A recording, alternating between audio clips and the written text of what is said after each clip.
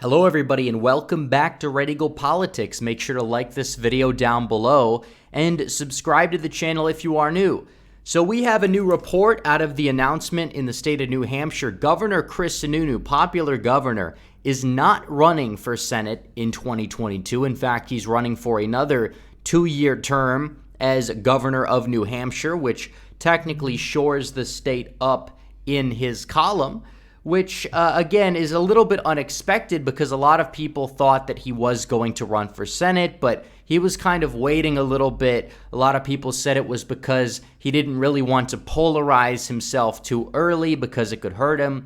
But now he has decided to not actually run for Senate. He is running again for governor, which opens up the New Hampshire Senate race primary. Now, a lot of people are saying that this is an awful thing because Sununu was going to win and now Republicans are going to lose. And honestly, if anything, this could be a net positive. Now, Sununu running would have likely shored it up in the Republican column, no doubt. But this notion that Republicans can't win the New Hampshire Senate race are kind of ridiculous. First of all, New Hampshire has a relatively competent Republican operation in the state, right? Republicans always have played it close, and typically on midterm years that are favorable for Republicans, they do fairly well. In fact, this map right here shows that according to the polling, the national environment is R+8. Here is how that would look like based on PVI. If each state experienced the same swing that Virginia and New Jersey did, New Hampshire becomes 5 to 10 points Republican. Now, that's a little bit extreme, but still, I think that this race is still a toss-up, and I think Republicans, if anything, could be favored. I mean, we know Maggie Hassan is no Jeanne Shaheen. She only won in 2016 by around 1,000 votes or so, give or take a couple dozen there. But it's insane when you look at this and you see how close it was, and people are saying, oh, Republicans in a year that's going to be more favorable to them than 2016, they can't win. They have to run the cookie man, which, by the way, I was on board with reluctantly, but still you have to understand this about Sununu. The guy is a McConnell recruit. That is who wants him to run. He is pro-choice. He is awful on the alphabet issues. He routinely speaks at log cabin dinners. We're out here criticizing what's going on in terms of what fundraisers Trump is holding at the moment. Well, Sununu's deeper in that door than even Trump is. On immigration, he's meh. I mean, he did oppose refugee resettlement, but that's the bare minimum. When it came to the border, he opposed sending the National Guard to the border, which is something that Kristen Sinema, even, at least in rhetoric, supported. So that kind of tells you where he lies, not to mention the fact that he's relatively supportive of BLM for a Republican as well.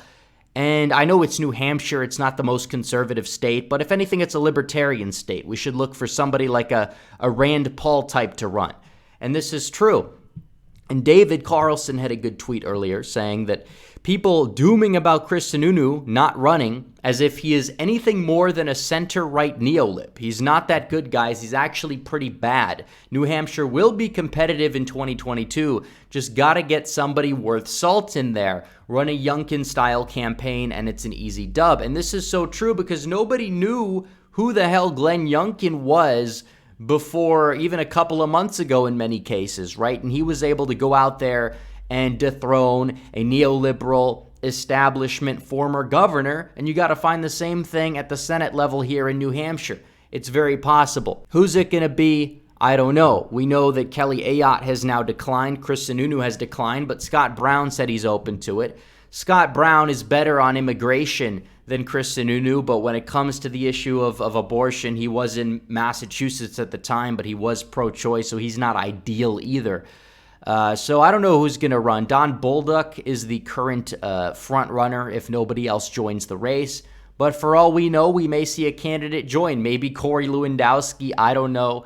A lot of people say that Corey Lewandowski is not electable. I tend to disagree. I think that if you actually watch him speak, he's more likable than a lot of people give him credit for. But even then, I don't know if he would really run. I really doubt it. But we'll have to see. But either way, the national environment is going to be fairly favorable for the Republican Party. And we know this. So this idea that a state with a PVI of like D+1 or D+2 can't flip is ridiculous. It voted to the right of the country by 2 points in 2016. It voted to the left of the country by 2 points or so in 2020. So that's really what we know. But this idea that Republicans have to run Chris Sununu to win, it's the same notion that, oh, they can only beat Mark Kelly if they run Doug Ducey. I mean, it's literally the same thing, except maybe New Hampshire's a little bit more liberal, but even then they're more libertarian.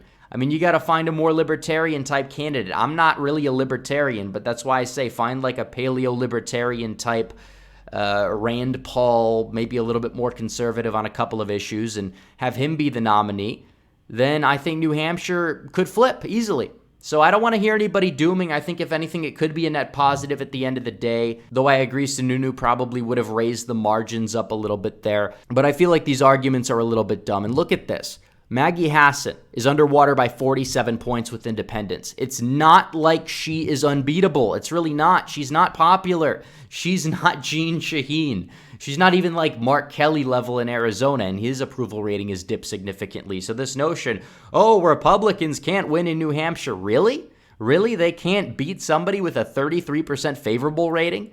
Yeah, I think that Corey Lewandowski probably would win, and a lot of people out there are probably going to say he's the least electable. I disagree, but that's a little bit beside the point. We know what needs to happen. We know what needs to be done. All these people that stress electability. I mean, I agree Sununu is a little bit more electable, but at the same time, I'd rather risk that and get somebody better at this point looking at Sununu's past. I really would. And then obviously some conservatives will say, well, Sununu supported Trump in 2016 and Charlie Baker and Phil Scott and Larry Hogan didn't, and they're, up in the Northeast too, although I mean, Sununu supported him very softly. He called him a loser. He called him all sorts of names, dumb. I mean, Scott Brown was supporting him in the primaries. I'm not like a biggest Scott Brown proponent, but if anything, if that's the benchmark we're going off of, Scott Brown is a better candidate. But that's a little bit beside the point. Looking at this, I think it's very possible that New Hampshire stays red in the Senate. I don't want to hear any people dooming about it. Sununu running was only a 50-50 chance to begin with. So anyways, guys, thanks for watching this video. Please like this video down below, comment down below, and subscribe to the channel. Hit the bell for notifications so you never miss another video. Follow me on social media. The links are all in the description below.